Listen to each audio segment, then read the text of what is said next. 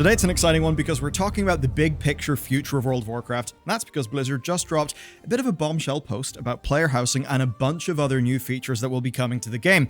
And the good news is with player housing, it has one thing we expected, and in a lot of ways, it's actually better than we could have hoped. So, in this massive blueprint post, Blizzard revealed their plans for housing, and they took some real direct shots at Final Fantasy XIV in the process. Like, real direct. There's no nightmare lottery system. There's no brutal, please stay subscribed to our game or your house will be automatically demolished feature. And yes, that is a thing in the other game, and the FF people, they don't love that. Everybody gets a house, and they get to keep it. That's the way that it works, and it does actually feel kind of savage comparing the game. And this is not me embellishing and trying to like trump up a drama out of nowhere. No, Blizzard's post is directly engaging with and targeting the Final Fantasy community's gripes, which says to me that they want to take some of the role-playing kind of like vibe and community and basically say, hello FF people, we're going to cater to the sorts of things that you like. But of course, that is a little bit apples to oranges. We gotta be fair to Final Fantasy. Its housing system is a relic of its age. It's fairly old. WoW has got a massive advantage. It gets to do it now with more modern technology, etc., etc., and looking at all of the landmines that all of their compatriots stumbled onto. But there is actually more coming as well. So World of Warcraft's new player experience is going to see some fairly major improvements, and the game will be getting new social features. But first, come on, we gotta talk about the housing.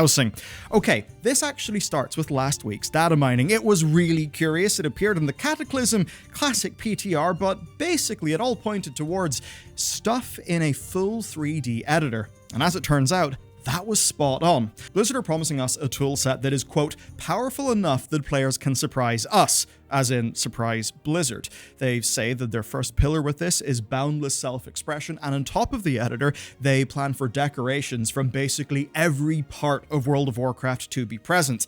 So that basically means your house may look like anything from, I don't know, a museum to the downfall of Argus to an ethereal shop. Pretty much all that stuff, just real cool.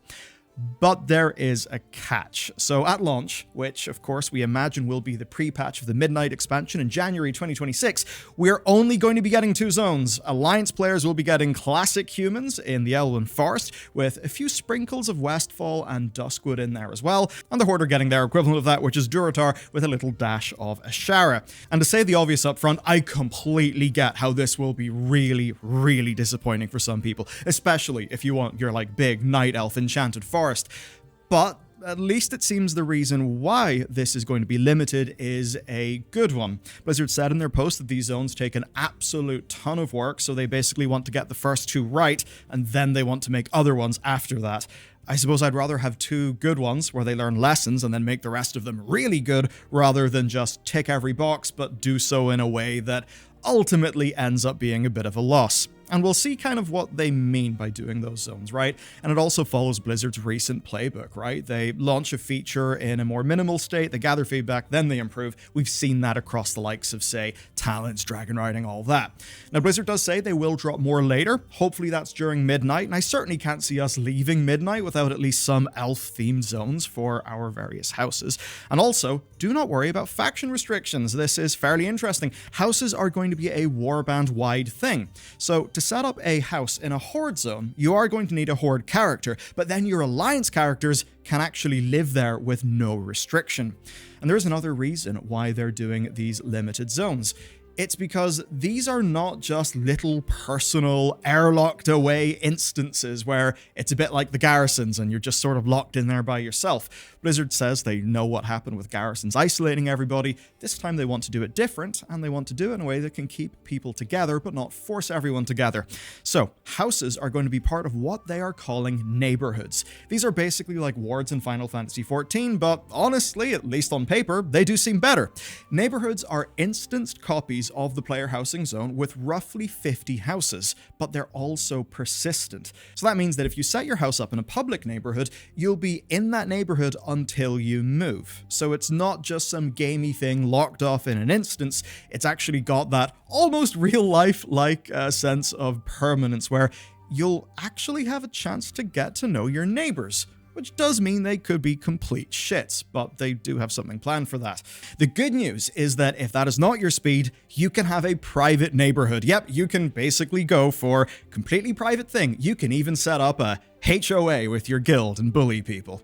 So friends and guilds will be able to set up a private instance, which basically just means you can have your own gated community with only people who you know and trust and have good taste in decoration, which Blizzard says is all part of a pillar called Deeply Social. And to talk about game design pillars does sound like a load of bullshit, basically, but no, pillars are actually a really, really core foundational thing in game design. It's the basic idea of you set up your pillars, and then whenever you've got a question, you don't really know what choice to make with a feature, you visit your pillars and they help you work out what the right call is. So for Blizzard, that means they do not want to lock everyone away in their houses. They want to encourage people to interact and play with each other. And to that end, these are full multiplayer experiences. And I really like this. So you can just live in your friends or your guildie's house if you want. They're basically designing the system to encourage people to play together, be that hangout, role-playing, or just doing content together to unlock new stuff, even in a house that you share. Just fairly neat.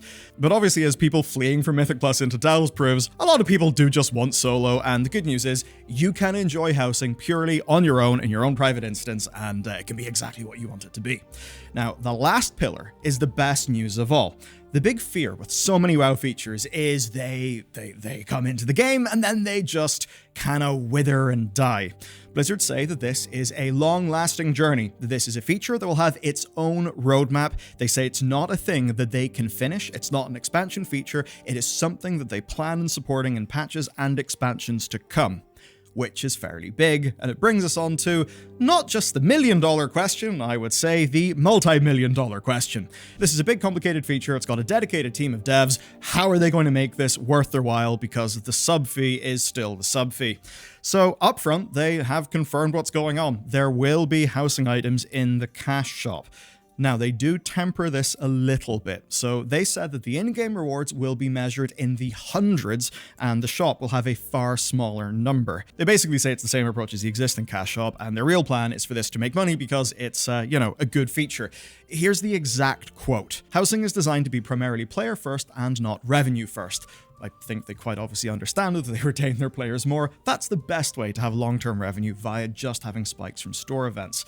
What they are, though, doing, I think, is making some huge bets on growing World of Warcraft for the future instead of just trying to manage decline and milk it, which is the opposite of dying game behavior. So I'm kind of assuming that Blizzard's numbers, taking into account that you've got Season of Discovery and everything, I think they're probably looking quite good for World of Warcraft. And this is exactly what the game should have got a decade ago. I won't say any more, but I've talked to some quite veteran people over the many different years, and my understanding of World of Warcraft, even in the days of Wrath of the Lich King, was basically that Blizzard always saw it as having an expiry date. And that's one of the reasons why they did not put serious engineering work into building the kinds of features that would actually grow World of Warcraft again after it had already peaked. Basically, a little bit of a managed decline as you'd sort of get in a cash cow product. Now, though, it's not a cash cow, it's basically the pillar of Blizzard. If World of Warcraft goes down, they're kind of fucked. Which is good for us. And at the very least so far, I don't have any major criticisms of their blueprint. It does look fairly good, but obviously they've got to walk the walk. That will be the real proof of things. And if you want a major reveal of this, if you kind of want to really see how it exactly works, expect that to be Gamescom in August of this year. But the good news is there's actually some other stuff to talk about. Housing was basically just the main course. Holly's blog post had teasers for the War Within and for future expansions. One of them is a new player experience update, which suffice to say is something that World of Warcraft bloody well needs. No more details were given away, but she just mentioned that it could be better, which again is an understatement, and that they're working on it.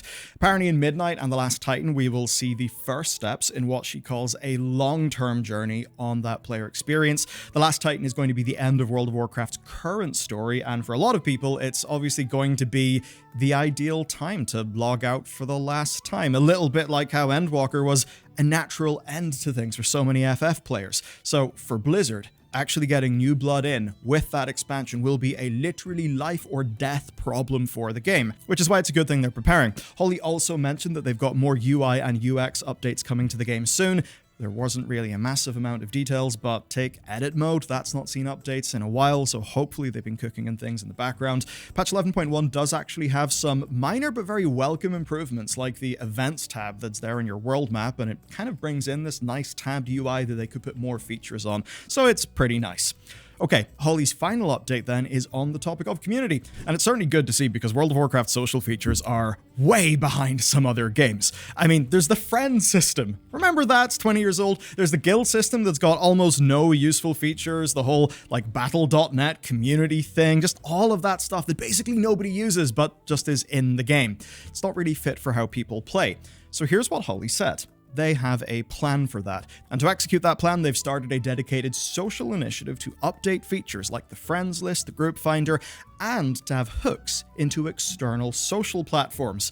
That is kind of funny. I definitely think of the kind of infamous Twitter patch with a selfie cam of Warlords of Draenor patch 6.1, but I don't imagine that. I mean, you'll probably get like X, webhooks, Blue Sky, that kind of thing, but more than likely, I would say, some sort of proper modern Discord hookup. If Blizzard was to make this work with Discord events, that would also be fairly massive as well. And to finish in the social feature, something truly shocking happened.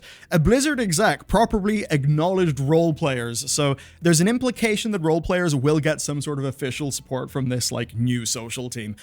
Absolutely took them long enough. That is something that Final Fantasy is able to do really, really well with. And basically, if I think about housing neighborhoods, if those neighborhoods get built by a dedicated group of people for a purpose, that could be pretty massive for role-playing, so those features could work together quite well.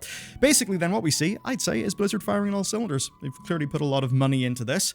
Obviously, what matters is execution and delivery, which has not happened yet.